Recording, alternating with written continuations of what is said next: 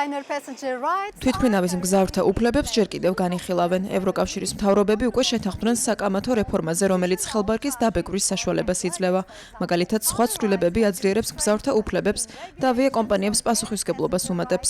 ჩვენი გადაცემის ფარგლებში მოგიყვებით მაინც რა სიახლეს შეიძლება ველოდოთ ევროკავშირში თვითმფრინავით მგზავრობის დროს. რეფორმის მიხედვით ერთ-ერთი ცვლილება გადადებულ ფრენაზე დაწესებულ კომპენსაციას ეხება. ამჟამად მოკლე მანძილზე ფრენის დროს თუ დაყოვნება 3 საათია, მგზავრი კომპენსაციის სახით 250 ევროს იღებს. ცვლილების მიხედვით კი დაყოვნების ქვედა ზღურად 4 საათი განისაზღვრება, როგორც მოკლე, ისე ხანგრძლივი ფრენის დროს და კომპენსაცია 300 ევრომდე იზრდება. დიდ მანძილზე ფრენის შემთხვევაში ამჟამად მოქმედი დაყოვნების მინიმალური დრო 3 საათი 6-მდე იზრდება, ხოლო მოქმედი კომპენსაციის რაოდენობა 600 евро 500-მდე მცირდება. გარდა ამისა, ავიაკომპანიები შეძლებენ სალონში დაშვებული ბარგის დაბეგვასაც. უფასო იქნება მხოლოდ ისეთი მცირე ზომის ჩანთა, რომელიც სავარძლის ქვეშ მოთავსდება. ევროპარლამენტმა უნდა განიხილოს შემოთავაზებული რეფორმა და გადაწყვიტოს მიიღოს თუ არა. მოდი მოვუსმინოთ, რას ფიქრობენ ევროპელები შესაძლო ცვლილებებზე. არ მგონია, რომ ასეთი მნიშვნელოვანი იყოს ეს 3 საათი იქნება 4 თუ 5.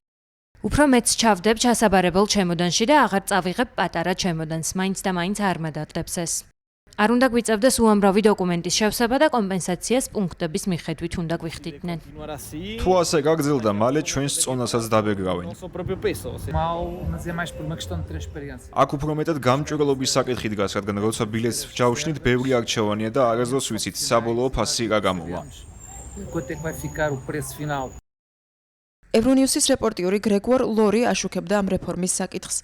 მაინც რას უნდა ველოდოთ ევროპარლამენტისგან მგზავრთა უფლებების შესახებ პაკეტის განხილვის დროს, განსაკუთრებით გადადებული ფრენების კომპენსაციების კუთხით.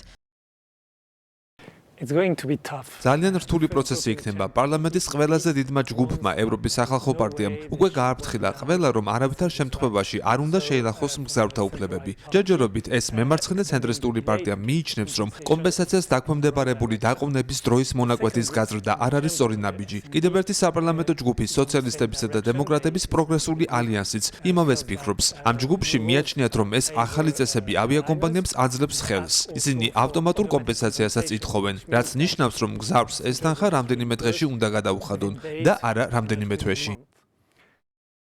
არის ისეთი შესწორებებიც, რომლებიც ნაკლებად საკამათოა, მაგალითად ინფორმაციის მიღებისთვის საჭირო დახმარება. კიდევ რა შეიცვლება? დახმარების უფლება ნიშნავს საკვებისა და განთავსების მიღების უფლებასაც ფრენის გადადების ან გაუქმების დროს. ავიაკომპანიამ უნდა მიაწოდოს მგზავრს ეს ყველაფერი. თუ ავიაკომპანია ვერ უზრუნველყოფს ამ ყველაფერს, მგზავრს შეუძლია თავად მოაგვაროს ეს საკითხები და მისი შესატყვისი ანაზღაურება მოგვიანებით მიიღოს. ცვლილება გვთავაზობს ასევე მარშრუტის შეცვლის უფლებას. ავიაკომპანიამ რაც შეიძლება სწრაფად უნდა მოახერხოს მგზავრთა გადამისამართება, რაც იმას ნიშნავს, რომ შესაძლოა ისინი სხვა თვითმფრინავით ან სულაც სხვა ტრანსპორტით გადაიყვანოს. თანაც ავიაკომპანიამ რაც შეიძლება სწრაფად 3 საათში უნდა შეძლოს გადამისამართება. წინააღმდეგ შემთხვევაში მგზავრს შეუძლია თავად გაიგნოს გზა და ამისთვის მერე კომპენსაცია მოითხოვოს, რომლის მოცულობას 400%-ით აღემატება თავდაპირველ ხარჯს.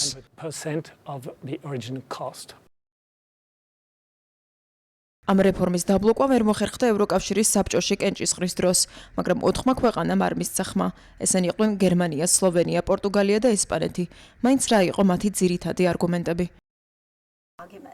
ესპანეთი ითხოვს დაზუსტებულ სიტყვიერ განმარტებას, რათა არ იყოს ტექნიკური გადაცდომები, რომლებიც საშუალებას მისცემს ავიაკომპანიებს თავი არიდონ მგზავრებისთვის კომპენსაციის გადახდას. მადრიდი განსაკუთრებით მტკიცე პოზიციაზე დადგა. ამ თვალსაზრისით, ესპანეთის მთავრობამ გასულ ნოემბერში 5 ავიაკომპანია დააჯარიმა მანკიერი პრაქტიკის გამო, რომელიც მართალია კომპენსაციებს არ ეხებოდა, მაგრამ ეხებოდა, მაგალითად, სალონში ასატანი ხელბარგის დაბეგვრას. გერმანიის მთავრობაც მიიჩნევს, რომ ეს რეფორმა მომხმარებლის დაცულობას შეამცირებს, ასე რომ დიდი ალბათობით გერმანია იქნება ამ მოლაპარაკებების დროს წინა ხაზზე.